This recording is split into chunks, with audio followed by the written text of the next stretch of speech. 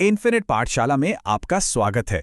जब भी हम पैसा बचाने या कहीं लगाने की सोचते हैं ना, तो सलाहें तो हर जगह से मिलती हैं। पापा कुछ कहते हैं, मम्मी कुछ और दोस्त वो तो कहते हैं कि भाई क्रिप्टो ही फ्यूचर है।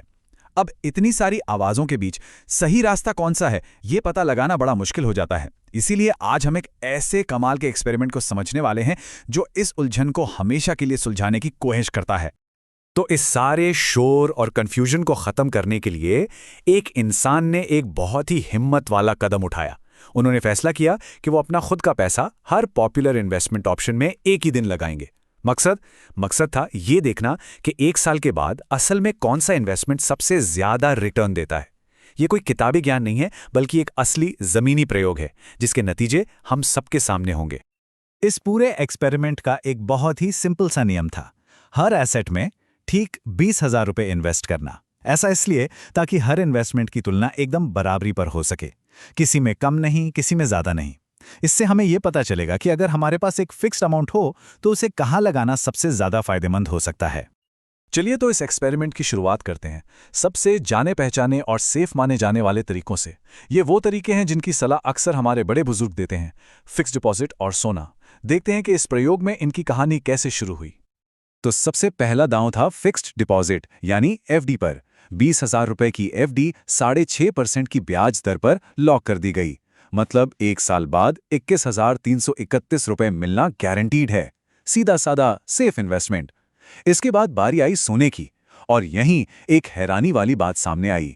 20,000 रुपए में सिर्फ 2 ग्राम का 24 कैरेट सोने का सिक्का आया, जिसे देखकर निवेशक खुद भी चौंक गया। अच्छी बात यह थी कि इस पर कोई मेकिंग चार्ज नहीं था जो गहनों पर लगता है। इससे हमें सोने की असली कीमत का एकदम साफ हिसाब लगाने में मदद मिलेगी। अच्छा, अब चलते हैं एक और क्लासिक संपत्ति की तरफ, यानी डायमंड्स, और देखते हैं कि कैसे ये प्लान एक बहुत बड़ी और महंगी रुकावट से टकराया, जिसकी वजह से एक बिल्कुल ही अलग रास्ता लेना पड़ा। हीरे में निवेश करने की कोशिश करते ही एक कड़वी सच्चाई सामने आ गई। अगर आप 20,000 रुपए की डायमंड ज्वेलरी खरीदते हैं तो उस पर लगभग 40% तो मेकिंग चार्ज ही लग जाता है, और फिर 3% जीएसटी। इसका मतलब ये हुआ कि दुकान से बाहर निकलते ही आपकी चीज़ की असल कीमत 43% कम होकर सिर्फ 12,000 रुपये रह जाती है। अब इतने बड़े नुकसान के साथ शुरुआत करके फ़ायदा कमाना तो लगभग नामुमकिन है। इसलिए निवेश के हिसाब से हीरा एक बहुत ही खराब ऑप्शन साबित हुआ। अब अगला नंबर था रियल एस्टेट का। लेकिन 20,000 रुपए में ज़मीन खरीदना तो नामुमकिन था, खासकर मुंबई जैसे शहर में। तो इसका हल क्या था? हल था रीट्स यानी रियल एस्टेट इन्वेस्टमेंट ट्रस्ट। ये एक बहुत ही स्मार्ट तरीका है। रीट्स ऐसी कंपनियां होती हैं जो बड़े बड़े ऑफिस बिल्डिंग्स और मॉल्स जैसी प्रॉपर्टीज़ में इन्वेस्ट करती हैं, और आप इन कंपनियों के शेयर खरीदकर बिना करोड़ों रुपए लगाए उन महंगी प्रॉपर्टीज़ में छोटे से हिस्सेदार बन जाते हैं। कम पैसे में रियल एस्टेट मार्केट में एंट्री करने का ये एक शानदार तरीका है। तो प्रॉपर्टी मार्केट में भी रिस्क को फैलाने के लिए 20,000 रुपए को 3 बड़ी और जाने मानी रियल एस्टेट कंपनियों में बराबर बांट दिया गया: गोदरेज प्रॉपर्टीज, ओबेरॉय रियल्टी और Brookfield India real estate trust. इस स्ट्रैटेजी से इन्वेस्टमेंट सिर्फ एक प्रॉपर्टी पर टिका नहीं रहा, बल्कि देश के बड़े प्रॉपर्टी मार्केट का हिस्सा बन गया। चलिए, अब तक हमने पारंपरिक तरीकों की बात कर ली। अब देखते हैं कि अगले 2 इन्वेस्टमेंट्स के लिए मॉडर्न टेक्नोलॉजी और एक क्लासिक इन्वेस्टमेंट टूल का इस्तेमाल कैसे किया गया, जिससे पोर्टफोलियो को एक नया फ्लेवर मिला। अब बारी थी स्टॉक मार्केट की, और यहां एक बहुत ही दिलचस्प और मॉडर्न तरीका अपनाया गया। किसी इंसान या एक्सपर्ट की सलाह लेने के बजाय ये काम दिया गया आर्टिफिशियल इंटेलिजेंस को, यानी चैट जीपीटी को। एआई को कमांड दी गई कि वो 20,000 रुपए के बजट में एक बैलेंस पोर्टफोलियो बनाए, जिसमें अलग अलग सेक्टरों के स्टॉक्स शामिल हो, ताकि रिस्क कम से कम हो। इस स्लाइड पर आप देख सकते हैं कि एआई ने कितना शानदार काम किया। उसने बैंकिंग से एचडीएफसी, आईटी से इन्फोसिस और ऑटोमोबाइल से टाटा मोटर्स जैसे बड़े नामों को चुना। पर बात यहीं खत्म नहीं हुई। इसने एनर्जी, टेलीकॉम और एफएमजी जैसे कई और सेक्टर्स को भी शामिल किया। इसका मकसद था कि इन्वेस्टमेंट को पूरी भारतीय अर्थव्यवस्था में फैला दिया जाए, ताकि अगर कोई एक सेक्टर अच्छा परफॉर्म न भी करे तो दूसरे उसे संभाल लें। यह डाइवर्सिफिकेशन का एक क्लासिक उदाहरण है। अगला इन्वेस्टमेंट था म्यूचुअल फंड, और यहां भी एक सोची समझी स्ट्रैटेजी अपनाई गई। एक फ्लेक्सी कैप फंड चुना गया। अब इसकी सबसे बड़ी खासियत है इसकी आज़ादी।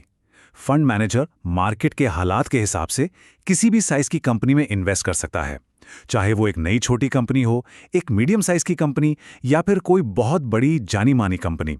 ये लचीलापन मार्केट के हर मौके का फायदा उठाने में मदद करता है।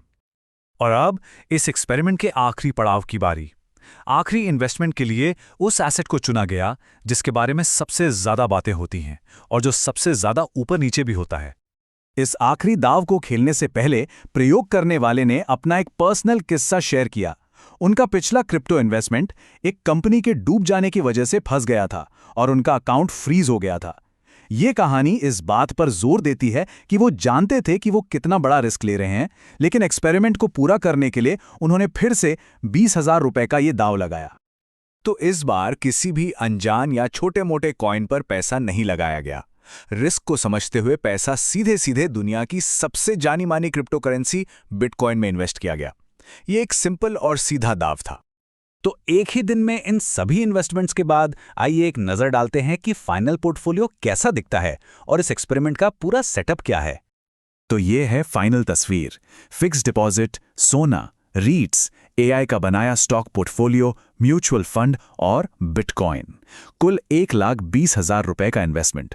और सबसे जरूरी बात, ये सारा का सारा पैसा एक ही तारीख 4 अप्रैल को लगाया गया। यही बात इस एक्सपेरिमेंट को एक परफेक्ट और फेयर मुकाबला बनाती है, क्योंकि सभी को बढ़ने या घटने के लिए बराबर समय मिलेगा। और अब सबसे बड़ा सवाल, 1 साल बाद इन 6 में से कौन सा इन्वेस्टमेंट विनर साबित होगा और किस में सबसे ज्यादा नुकसान होगा? क्या पारंपरिक रास्ते जैसे एफडी और सोना जीतेंगे या फिर मॉडर्न तरीके जैसे स्टॉक और क्रिप्टो बाजी मार ले जाएंगे? इस अनोखे एक्सपेरिमेंट के नतीजे सच में चौंकाने वाले हो सकते हैं। देखने के लिए धन्यवाद। कृपया हमारे साथ बने रहें।